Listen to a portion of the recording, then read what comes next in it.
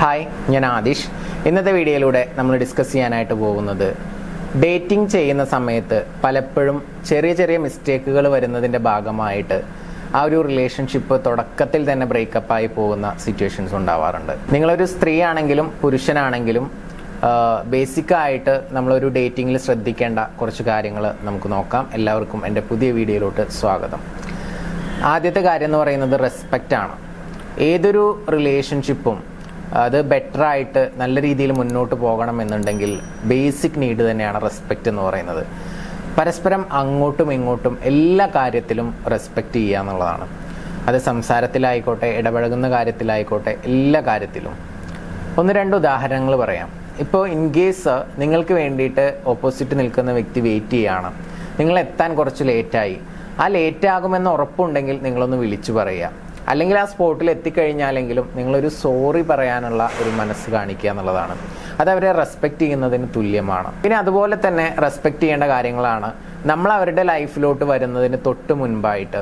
അവർക്ക് ഒരുപാട് ഫ്രണ്ട്സ് ഉണ്ടായിരിക്കാം, കസിൻസ് ഉണ്ടായിരിക്കാം, ഫാമിലി മെമ്പേഴ്സ് ഉണ്ടായിരിക്കാം, അവരുടെ കൂടെയൊക്കെ പുറത്തു പോകുന്നുണ്ടായിരിക്കാം, ചിലപ്പോൾ സിനിമക്ക് പോകുന്നുണ്ടായിരിക്കാം. അങ്ങനെയുള്ള കാര്യങ്ങളൊക്കെ നമ്മൾ പിന്നീട് കുറച്ച് ഇഷ്ടപ്പെട്ട് തുടങ്ങുന്ന സമയത്ത് കൺട്രോൾ ചെയ്യാൻ ശ്രമിക്കും ചില ആളുകൾ.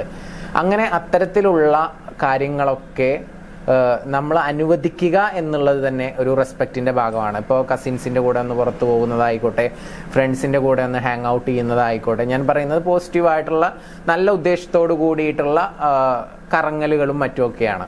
ഓക്കെ, അപ്പം അങ്ങനത്തെ കാര്യങ്ങളൊക്കെ അലോ ചെയ്യുക എന്നുള്ളത് ഓപ്പോസിറ്റ് നിൽക്കുന്ന വ്യക്തിയുടെ ആഗ്രഹത്തെ നമ്മൾ റെസ്പെക്റ്റ് ചെയ്യുന്നതിൻ്റെ ഒരു ഭാഗമാണ്.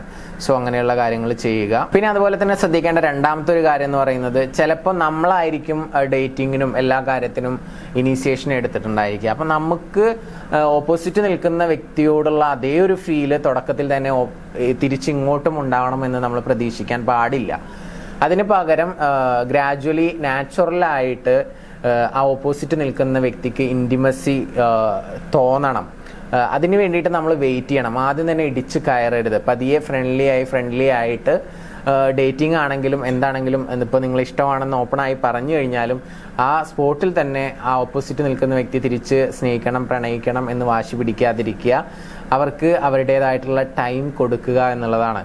അവരെപ്പോഴാണ് തിരിച്ച് നിങ്ങളെ ഇഷ്ടപ്പെടുക എന്ന് ചോദിച്ചു കഴിഞ്ഞാൽ നിങ്ങളുടെ പെരുമാറ്റം, സംസാരം, ഇടപഴകലുകൾ, നിങ്ങളെക്കുറിച്ച് ഏതാണ്ട് കാര്യങ്ങളൊക്കെ അവർ മനസ്സിലാക്കി കഴിയുമ്പോഴാണ് ഒരു ജെന്യൂൻ ആയിട്ടുള്ള ഒരു റിപ്ലൈ അവർക്ക് തരാനായിട്ട് പറ്റത്തുള്ളൂ. അപ്പോൾ നിങ്ങളെ കണ്ട കാഴ്ചയിൽ തന്നെ ആരും തന്നെ റെസ്പോണ്ട് ചെയ്യില്ല, അത് സ്ത്രീ ആണെങ്കിലും പുരുഷനാണെങ്കിലും. അപ്പോൾ അത് ശ്രദ്ധിക്കുക. ആ ഇൻറ്റിമസി നാച്ചുറലായിട്ട് ക്രിയേറ്റ് ചെയ്ത് വരാനുള്ള ഒരു ടൈം നിങ്ങൾ പേഷ്യൻസ് കാണിക്കണം എന്നുള്ളത് ഇമ്പോർട്ടൻ്റ് ആണ് ഡേറ്റിങ്ങിൽ. അടുത്തതായിട്ട് പറയുന്നത് കമ്മ്യൂണിക്കേഷനാണ്. കമ്മ്യൂണിക്കേഷൻ നന്നായിട്ട് നടക്കുമ്പോൾ സ്വാഭാവികമായിട്ടും നമുക്ക് മനസ്സിലാക്കാൻ സാധിക്കുന്ന കാര്യങ്ങളാണ് ഓപ്പോസിറ്റ് നിൽക്കുന്ന വ്യക്തിക്ക് എന്തൊക്കെ കാര്യങ്ങളാണ് ഇഷ്ടം. എസ്പെഷ്യലി നമുക്ക് ജീവിതത്തിൽ ഒഴിച്ചുകൂടാൻ പറ്റാത്ത 2-3 കാര്യങ്ങളുണ്ട് അല്ലേ. അതിലൊന്നാണ് ഫുഡ്. അപ്പോൾ എന്തെല്ലാം ഫുഡാണ് ഞാൻ ഡേറ്റ് ചെയ്യുന്ന ആൾക്ക് ഇഷ്ടം എന്നുള്ളത് മനസ്സിലാക്കിയിരിക്കണം. അതുപോലെ തന്നെ അവർ ധരിക്കുന്ന ടൈപ്പ് ഓഫ് ഡ്രസ്സുകൾ എങ്ങനെയൊക്കെയാണ് എന്നുള്ളത് മനസ്സിലാക്കിയിരിക്കണം. ഇൻ കേസ് ഷോപ്പിങ്ങിനോ ഫുഡ് കഴിക്കാനോ ഒക്കെ പോകുന്ന സമയത്ത് അവരുടെ ഇഷ്ടം കൂടി പരിഗണിച്ചിട്ടുള്ള ഷോപ്പുകളായിരിക്കണം നമ്മൾ ചൂസ് ചെയ്യേണ്ടത് എന്നുകൂടി ഓർമ്മപ്പെടുത്തുകയാണ്.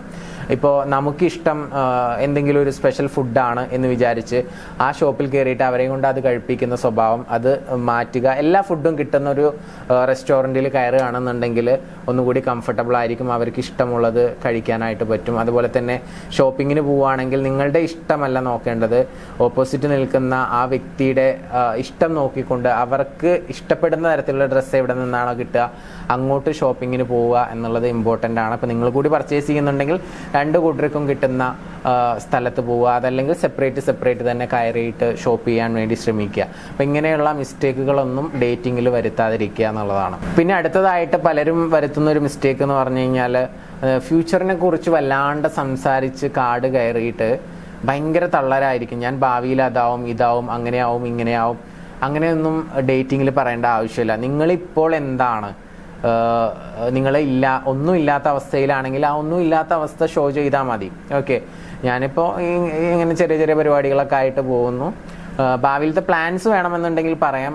അല്ലാതെ ആ പ്ലാനിൽ മാത്രം സ്റ്റിക്ക് ഓൺ ചെയ്തുകൊണ്ട് ഞാൻ അങ്ങനെയാവും ഇങ്ങനെയാവും എന്ന് പറയുന്നത് ചിലപ്പോൾ ഓപ്പോസിറ്റ് ഡേറ്റിങ്ങിന് ഇരിക്കുന്ന ആ ഒരു വ്യക്തിക്ക് ഇഷ്ടപ്പെട്ടു എന്ന് വരില്ല. അപ്പോൾ നിങ്ങളിപ്പോൾ എന്താണോ അത് ജെന്യൂനായിട്ട് ഷോ ചെയ്യുക എന്നുള്ളതാണ് ഇമ്പോർട്ടൻ്റ് ആയിട്ടുള്ള ഘടകം. പിന്നെ അതുപോലെ തന്നെ ഇമ്പോർട്ടൻ്റ് ആയിട്ടുള്ള മറ്റൊരു കാര്യം, ഡേറ്റിങ്ങിൽ രണ്ട് കൂട്ടർക്കും സംസാരിക്കാനുള്ള ഒരു സ്പേസ് നമ്മൾ കൊടുക്കണം എന്നുള്ളതാണ്. ചില ആളുകളുണ്ട് ഓപ്പോസിറ്റ് നിൽക്കുന്ന വ്യക്തിയുടെ ആ ഒരു കോൺവെർസേഷനെ കൺട്രോൾ ചെയ്യുന്ന രീതിയിൽ സംസാരിക്കുക. ഐ മീൻ നിങ്ങൾ തന്നെ വാ തോരാതെ ഇങ്ങനെ സംസാരിച്ചു കൊണ്ടിരിക്കുക, നമ്മളെക്കുറിച്ച്, നമ്മുടെ സ്വപ്നങ്ങളെക്കുറിച്ച് അല്ലെങ്കിൽ വേറെ എന്തെങ്കിലും കാര്യങ്ങളെക്കുറിച്ച് ഓപ്പോസിറ്റ് നിൽക്കുന്ന വ്യക്തിക്ക് യാതൊരു തരത്തിലും സ്പേസ് കൊടുക്കാതെ അവരെ കൺട്രോൾ ചെയ്യുക. അവർ കുറച്ച് സംസാരിച്ചാൽ മതി, ഞാൻ ഭയങ്കര സംസാരപ്രിയനാണ് എന്ന് കാണിക്കാനോ, അല്ലെങ്കിൽ ചിലപ്പോൾ നാച്ചുറലി നമ്മുടെ സ്വഭാവം അങ്ങനെ ആയിരിക്കാം.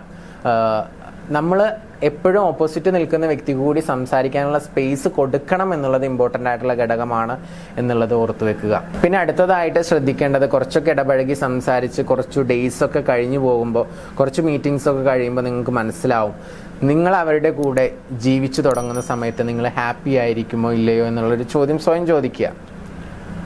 യെസ് എന്നാണ് ആൻസർ എങ്കിൽ നിങ്ങൾക്ക് കണ്ടിന്യൂ ചെയ്യാം. അതല്ല നോ എന്നാണെന്നുണ്ടെങ്കിൽ അവിടെ വെച്ച് തന്നെ നോ പറയുന്നതാണ് നല്ലത്. അത് ഓപ്പോസിറ്റ് നിൽക്കുന്ന വ്യക്തിയെ ഹേർട്ട് ചെയ്യാത്ത രീതിയിൽ എന്തെങ്കിലും പറഞ്ഞുകൊണ്ട് ഒഴിവാവുക. അങ്ങനെയാണെങ്കിൽ നമുക്ക് മറ്റൊരു റിലേഷൻഷിപ്പിലോട്ട് പോകാനോ ഒന്നും വലിയ പ്രശ്നം ഉണ്ടാകത്തില്ല. അല്ലാതെ നമ്മൾ അവിടെ നോ ആണ് നമ്മുടെ ആൻസർ എങ്കിൽ നമ്മൾ യെസ് പറഞ്ഞ് മുന്നോട്ട് പോകുമ്പോൾ ഭാവിയിൽ ഒരുപാട് പ്രശ്നങ്ങൾ ഭാവിയിൽ ഫേസ് ചെയ്യേണ്ടതായിട്ട് വരും. അപ്പോൾ അത് പ്രത്യേകം ശ്രദ്ധിക്കുക. ഡേറ്റിങ്ങിൽ ശ്രദ്ധിക്കേണ്ട കുറച്ച് പ്രധാനപ്പെട്ട കാര്യങ്ങളാണ് നമ്മൾ ഇന്ന് ചർച്ച ചെയ്തത്. ഡേറ്റ് ചെയ്യുന്ന നിങ്ങളുടെ സുഹൃത്തുക്കളൊക്കെ ഉണ്ടെങ്കിൽ, അല്ലെങ്കിൽ ഡേറ്റ് ചെയ്യാൻ ആഗ്രഹിക്കുന്നവരുണ്ടെങ്കിൽ അവരിലോട്ടൊക്കെ ഈ വീഡിയോ ഒന്ന് ഷെയർ ചെയ്ത് കൊടുക്കുക. വീഡിയോ ഇഷ്ടപ്പെട്ടാൽ ലൈക്ക് ചെയ്യുക. നിങ്ങളുടെ വിലയേറിയ അഭിപ്രായങ്ങൾ താഴെ കമൻ്റായിട്ട് രേഖപ്പെടുത്തുക. ഡേറ്റിങ്ങുമായി ബന്ധപ്പെട്ട്, റിലേഷൻഷിപ്പ് അഡ്വൈസുമായി ബന്ധപ്പെട്ടൊക്കെ എന്തെങ്കിലും വീഡിയോസ്, സജഷൻസ് ഉണ്ടെങ്കിൽ താഴെ കമൻറ്റ് ചെയ്യാം. അതുമായി റിലേറ്റഡ് ആയിട്ടുള്ള വീഡിയോസ് ചെയ്യാൻ വേണ്ടി ശ്രമിക്കാം. നിങ്ങളുടെ റിലേഷൻഷിപ്പിൽ എന്തെങ്കിലും ഇഷ്യൂസോ പ്രയാസങ്ങളോ നിങ്ങൾ ഫേസ് ചെയ്യുന്നുണ്ടെങ്കിൽ എൻ്റെ പേഴ്സണൽ കോച്ചിങ്ങോ അല്ലെങ്കിൽ നിങ്ങളുടെ പ്രശ്നത്തിനുള്ള സൊല്യൂഷനോ അറിയണമെന്ന് ആഗ്രഹിക്കുന്നുണ്ടെങ്കിൽ മുകളിൽ കാണുന്ന നമ്പറിലോട്ട് നിങ്ങൾക്ക് മറക്കാതെ വിളിക്കാവുന്നതാണ്. Anyway thank you. നമസ്തേ.